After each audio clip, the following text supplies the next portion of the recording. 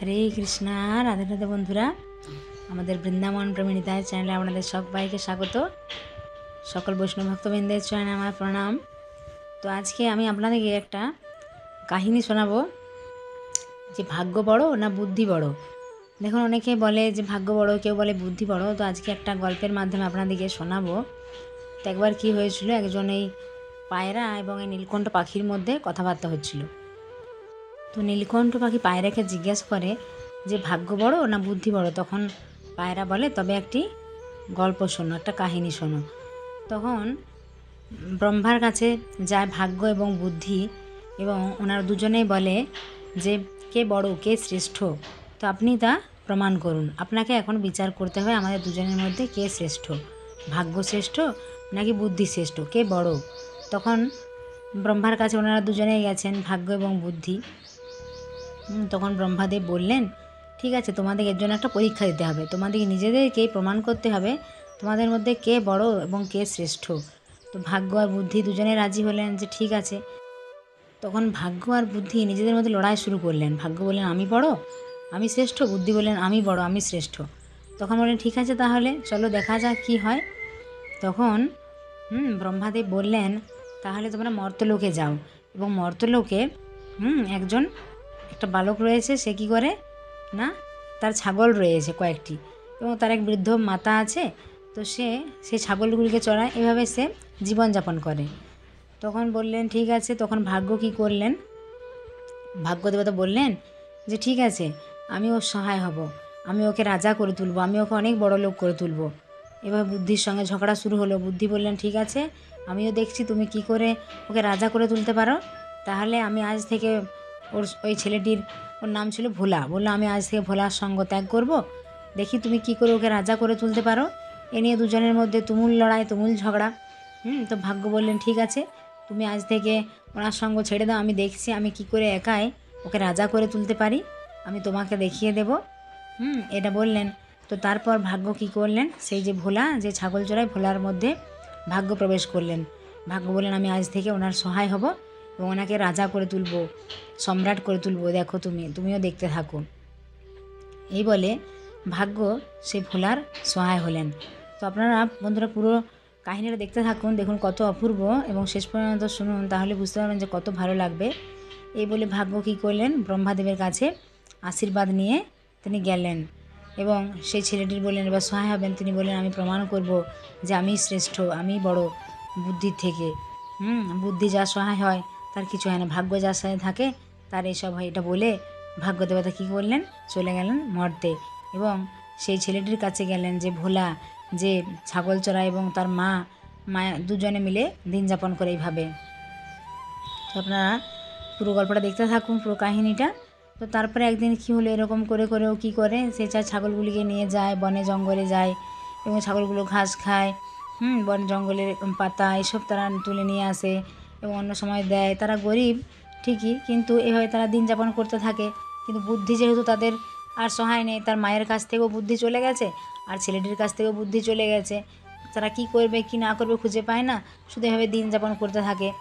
এখন ভাগ্য দেবতা তো এখানে সহায় হয়েছেন। ভাগ্য দেবতা বলেছেন যে আমি এদের ভাগ্য পরিবর্তন করব, আমি একে রাজা করে তুলব, সম্রাট করে তুলব। তো একদিন কী করেছেন, এরকম এই ভোলা ছাগল চড়াতে যেতে যেতে রাস্তার মধ্যে দেখতে পায় ভাগ্য দেবতা কী করেছেন, দুটো সোনার জুতো রেখে দিয়েছেন। তো এর তো বুদ্ধি নেই, এ তো এর মূল্য জানে না। তো এই সোনার জুতোগুলো পেয়েছে, তো ভাবছে এগুলো কী, ও তো জানে না এগুলো সোনা, ওর তো বুদ্ধি নেই। তো ওগুলো নিয়ে ও ভাবছে ঠিক আছে, ভালোই হয়েছে, এগুলো তো অনেক ভালো মজবুত, আমি এগুলো পরে বনে যাব, ছাগল দিকে নিয়ে যাব, আমার পায়ে কাটা ফুটবে না, ভালোই হবে, খুব শক্ত মজবুত, অনেক দিন যাবে, নষ্ট হবে না। এই বলে সে সেগুলো পরেই থাকে, এবং দীর্ঘদিন তার সেগুলো চলছে। তার কোনো অসুবিধা হয়নি। সে ছাগলগুলো নিয়ে যায়, বনে যায়, আবার বাড়ি ফিরে আসে। তারা এইভাবে দিন যাপন করতে থাকে। তো একদিন এরকম করতে করতে কী হয়, একজন যিনি সওদাগর, যিনি ব্যবসা করেন, তিনি এই রাস্তা দিয়েই যাচ্ছিলেন। তো তিনি হঠাৎ দেখেন যে এই ভোলার পায়ে, মানে উনি জানেন না, তিনি ভাবেন একজন এরকম ছাগল চড়াচ্ছে একজন। তো সেই ছেলেটি যে ভোলা, ওর পায়ে এরকম দেখেন যে দুটো সোনার জুতো। তো তিনি তো অবাক হয়ে যান, সেই সওদাগর যিনি ব্যবসায়ী। তো তিনি তাকে বলেন যে উনি তো জানেন যে কত মূল্য। তো উনি বলেন যে তোমার এই জুতোগুলো আমাকে দেবে, তার বদলে তুমি যা চাইবে আমি তাই দেবো। তো এ তো জানে না, এ শুধু জানে খিদার মূল্য। তো তো এই বলে ঠিক আছে। এরপর সওদাগর বলে যে তুমি কি চাও তাহলে এর বদলে? তখন সে বলে আমাকে সবজি খাবার এইসব দেন, আমার যেন আমার দুজনে মা আমি দুজনে খেতে পারি, আপনি তার ব্যবস্থা করে দেন। তো এই বলে সেই সওদাগর কী করে যে ঠিক আছে, তো ওনাকে অনেক গম দেয়, যে বলে তুমি তাহলে এখান থেকে খাবার ব্যবস্থা করতে পারবে, সবজি দেয়। হ্যাঁ, তারপরে সেগুলো রাজার কাছে নিয়ে যায়, বলে আমি এগুলো রাজাকে উপহার দেব, তাহলে ভালো হবে। তো রাজা সেই জুতোগুলো দেখে কিন্তু অবাক হয়ে যায়, এরকম জুতো তো আগে কখনো দেখেনি রাজা। হ্যাঁ, সোনার এরকম জুতো। তো রাজাকে ওই সওদাগর বলে যে রাজামশাই, যে আপনি তো এখানে রাজা, তাই আমি এগুলো আপনার জন্য নিয়ে এসেছি। হ্যাঁ, আমি তো অন্য দেশে যাই ব্যবসা করতে। তো রাজা বলে যে বাহ, এগুলো তো খুব সুন্দর, রাজা তো খুব পছন্দ হয়। তারপর এরকম এক দুবার হতে হতে কি হয়, সেই যিনি ভাগ্য দেবতা কী করে, তো তার কাছে তো এখন আর জুতো নেই, তাহলে কি হবে? তো ভাগ্য দেবতা দ্বিতীয়বার আবার তাকে আরেক জোড়া জুতো দেয়, সেরকম আবার জুতোগুলো পায়। তো বণিক আবার সেই সওদাগর সেই পথে যেতে যেতে আবার তার পায়ে জুতো দেখতে পায়, এবং সেবারও জুতোগুলো নিয়ে তার বদলে বলে কী চায়। তখন সেই ছেলেটি ভোলা কি বলে, আমাকে ভাজা ছোলা দিতে। তো এক বস্তা ছোলা নেয়, তার বিনিময়ে সে আবার জুতোগুলো দিয়ে দেয়। এবং সেই সওদাগর বণিক কী করে, আবার দ্বিতীয়বারও সে রাজাকে আবার জুতো দেয়। তো রাজা আবার খুশি হয়ে যায়, খুব প্রসন্ন হয়, এবং রাজা জিজ্ঞাসা করে যে তুমি এরকম জুতো কোথায় পাও? তখন সেই সওদাগর একটা মিথ্যা কথা বলে, সে তো আবার ওই রকম বলেনি, সে বলে আমি একটা অন্য দেশে আমি তো ব্যবসা করতে যাই, এক রাজার কাছে পেয়েছি। তখন রাজামশাই বলে যে ওই রাজার কি কোনো পুত্র আছে? তাহলে আমার কন্যার সাথে ওই রাজার পুত্রের বিয়ে দেবো। তখন সওদাগর বলে না, উনি তো নিজেই কুমার, উনি নিজেই অবিবাহিত। তখন রাজামশাই বলে ঠিক আছে, তাহলে ওনাকে রাজি করা, ওনার সাথে আমার কন্যার বিবাহ দেব। তখন সওদাগর ভাবে এ তো ছাগল চড়া, আমি কি করব? তখন সওদাগর বুদ্ধি করে একদিন ওদের বাড়ি গিয়ে সেই যে ভোলার বাড়ি গিয়ে ভোলাকে একটা রাজপ্রাসাদ বানিয়ে দেয়, বলে একে আমি তাহলে রাজা করে তুলি, এবং অনেক জমি জায়গা সব কিছু কিনে দেয়, এবং ওকে সব কিছু সাজিয়ে গুছিয়ে সব ব্যাপারগুলো বলে দেয়। কিন্তু ভোলার মনের মধ্যে সেই ছাগলের প্রতি ওর তো বুদ্ধি নেই, বুদ্ধি তো সহায় নেই, তাহলে ওর কি হয়, মনের মধ্যে সেই ছাগলের প্রতি একটা মায়া, সেভাবে আবার ছাগলগুলোকে নিয়ে থাকতে হবে। কিন্তু এদিকে সওদাগর ভোলাকে সব বুঝিয়ে দেয়। হ্যাঁ, বলে তুমি এখন এখানে রাজা, এবং তোমাকে একজন রাজা আছে, সেই রাজার কন্যার সাথে তোমার বিয়ে দেবো, এইসব বলে। কিন্তু ভোলার তো মাথায় এত বুদ্ধি নেই, সে বুঝতেও পারে না বিয়ে কী জিনিস, হ্যাঁ রাজা কী জিনিস, এত সব। কিন্তু সেই সওদাগর বলে তুমি এখন এখানে রাজা, আর আমি তোমার মন্ত্রী, এ বলে তাকে রাজমুকুট পরিয়ে দেয়। এবং তারপরে বলে তোমার এবারে বিয়ের ব্যবস্থা, তার মা সবার জন্য ভালো ব্যবস্থা করে দেয়। হ্যাঁ, সেখানে অনেক আরও কর্মচারী সেই রাজ্যে, তাকে অনেক জমি জায়গা কিনে দেয়। তারপর তাকে দেখায় যে দেখো এই মেয়ের সাথেই তোমার বিয়ে হবে, এই হলো সেই রাজার মেয়ে। কিন্তু সে তো এত সব জানে না, তার তো মাথায় কোনো বুদ্ধি নেই, বুদ্ধি তো তার সহায় নেই। হ্যাঁ, তিনি তবু বলে যে আমার ছাগলগুলো কিন্তু থাকতে হবে, বলে হ্যাঁ হ্যাঁ ছাগলগুলো থাকবে। তো তারপরে কি হয়, তাকে নিয়ে যায় এরকম, হ্যাঁ বা তাকে রথে করে নিয়ে যাওয়া হয়, ঘোড়ার পিঠে বসিয়ে বিয়ের জন্য সমস্ত ব্যবস্থা করে। তারপর অনেক আরও কর্মচারী অনেক মানে সেখানে সেই রাজ্যের অনেক মানুষ তার সাথে যায়, বিয়ের অনুষ্ঠানে যোগদান করে। কিন্তু তার মাথায় যেহেতু বুদ্ধি নেই, সে এত লোকজন দেখে একটু ভয় পায়, এবং সে বলে সবসময় সেই যে সেনাপতি ওনাকে থাকতে বলে, বা সওদাগরকে বলে তুমি সবসময় সাথে থাকবে। তখন রাজামশাই বলে উপরতন যখন রাজামশাই যখন আসে, রাজামশাই বলে তুমি সাথে সাথেই কেন থাকো? বলে আমি তোর মন্ত্রী, তাই আমি সবসময় সাথে সাথে থাকি। তখন রাজামশাই বলে ঠিক আছে, তাহলে কোনো অসুবিধা নেই। তারপরে বিয়ের আয়োজন শুরু হয়।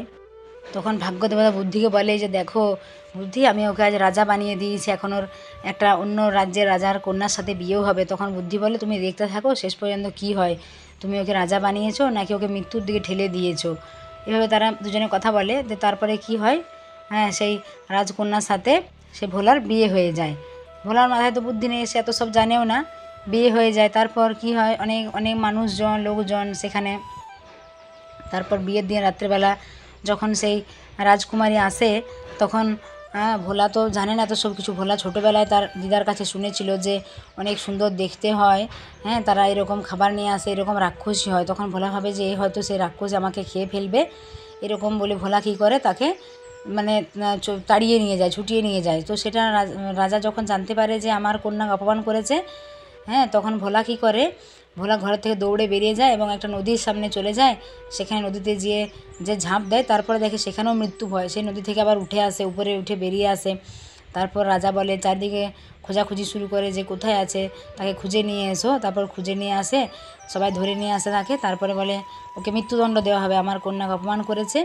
তো তখন এদিকে বুদ্ধি আর ভাগ্য বলে যে দেখো ভাগ্য, তুমি কি করেছো, তুমি এই ভোলাকে একদম মৃত্যুর মুখে ঠেলে দিয়েছো, এখন কি হবে, কি উপায়, হ্যাঁ একে তো মৃত্যুর হাত থেকে বাঁচাতে হবে। তখন ভাগ্য দেবতা কী করে, বুদ্ধির কাছে হার মেনে যায়। তখন বুদ্ধি কী করে, সেই ভোলার মধ্যে প্রবেশ করে, বলে ঠিক আছে। তখন ভাগ্য দেবতা বলে বুদ্ধি তুমি এখন একে বাঁচাও। তখন বুদ্ধি সেই ভোলার মধ্যে প্রবেশ করে এবং ভোলার তখন বুদ্ধির উদয় হয়। সে তখন কী করে, রাজাকে একটা গল্প বলে রাজামশাই যখন ফাঁসির একদম সময় তার আগে বলে যে রাজামশাই কালকে কি হয়েছিল জানেন, আসলে আমাদের একটা রীতি রয়েছে যে বিয়ের দিনে যদি রাত্রেবেলায় এরকম কোনো আওয়াজ শুনতে পাওয়া যায় যে জলে ডুবে কেউ মারা যাচ্ছে, তাহলে হ্যাঁ হয় যে নূতন স্ত্রী সে মানে বিধবা হয়ে যায় বা তার কোনো পুত্র সন্তান হয় না, তার জন্য আমি তাকে বাঁচাতে গিয়েছিলাম। বলে ও এই ব্যাপার, তো আমি তো এটা জানতাম না। তখন রাজামশাই তার জামাইকে অর্থাৎ সেই ভোলাকে জড়িয়ে ধরে এবং বলে যে আমি আমার এই সমস্ত রাজ্যের তোমাকে কি করব, পরবর্তী ক্ষেত্রে আমি যখন থাকবো না এই রাজ্যের সমস্ত দায়িত্ব তোমার হাতে থাকবে, তুমি এই রাজ্যের সব দেখাশোনা করবে, আমার মেয়ে এবং রাজ্য। তো দেখুন বন্ধুরা, বুদ্ধি না থাকলে কিন্তু ভাগ্য যতই সাথে থাকুক কিছুই হয় না। তাই যখন ভোলার কাছে বুদ্ধি ছিল না, ভোলা কিছুর মূল্যই বুঝতে পারতো না। যেই বুদ্ধির ওর মধ্যে প্রবেশ করলো, বুদ্ধির উদয় হলো, তখন কিন্তু সব সে মূল্য বুঝতে শুরু করলো। তারপর থেকে রাজামশাই এবং ভোলা, হ্যাঁ রাজামশাইয়ের মেয়ে অর্থাৎ ভোলার যে স্ত্রী, সবাই কিন্তু সুখে শান্তিতে বাস করে। তো আজকের ঘটনাটা কেমন লাগলো আপনারা অবশ্যই জানাবেন, কমেন্ট করবেন। আর সকলে ভালো থাকবেন, সুস্থ থাকবেন। যারা আমার চ্যানেল নতুন তারা অবশ্যই আমাদের চ্যানেলটিকে সাবস্ক্রাইব করে পাশের বেল আইকনটা প্রেস করে দেবেন। তো সকলে আবার প্রেম সে বলুন হরি বল, রাধে রাধে।